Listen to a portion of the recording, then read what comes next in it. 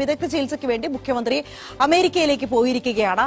ഇന്ന് പുലർച്ചെ 4 മണിയോടെയാണ് തിരുവനന്തപുരം വിമാനത്താവളത്തിൽ നിന്ന് മുഖ്യമന്ത്രിയും ഭാര്യയും അമേരിക്കയിലേക്ക് പുറപ്പെട്ടത്. നമ്മൾ അമേരിക്കയിൽ നിന്ന് ഒരു ദുരന്ത വാർത്ത കേൾക്കുന്നു. അവിടെ മിന്നൽ പ്രളയമാണ്. 13 പേർക്കാണ് ജീവൻ നഷ്ടമായത്. നേരത്തെ നമ്മുടെ പ്രേക്ഷകൻ അത് ചൂണ്ടിക്കാണിക്കുകയുണ്ടായി.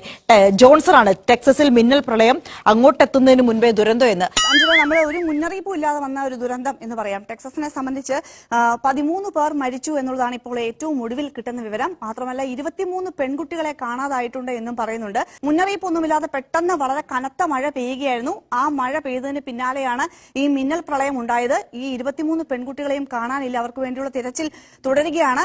എന്തായാലും വലിയ പരിഭ്രാന്തമായ ഒരു അന്തരീക്ഷം തന്നെയാണ് ടെക്സസിൽ ഉള്ളത്. ഈ മേഖലയിലടക്കം ഒറ്റയടിക്ക് ശക്തമായ മഴ പെയ്യുകയും നദി കരകവിഞ്ഞൊഴുകുകയും ചെയ്ത സാഹചര്യത്തിൽ കാറുകളൊക്കെ ഒഴുകിപ്പോയിട്ടുണ്ട്.